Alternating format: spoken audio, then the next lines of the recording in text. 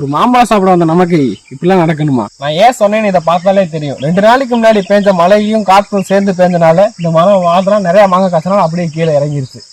நல்ல வேலைக்கு கீழே இறங்கிருச்சு. சில நாள்லாம் உடஞ்சே போயிடும், வேஸ்டாவே போயிடும். இதுக்கு ஏதோ ஒரு வழி பார்ப்போம். பட் இப்ப நம்ம வந்த வேலையை பார்ப்போம். பஸ் அதிகமாகுது, வாங்க வந்த வேலையை பார்க்கலாம். நாம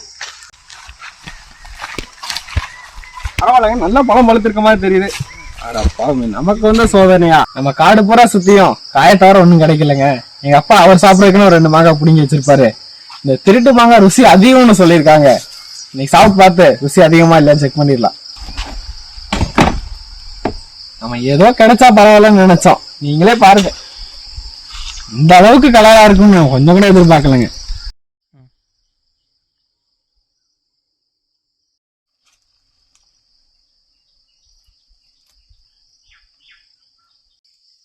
பழம் சும்மா தேன் மாதிரி இருக்குதுங்க.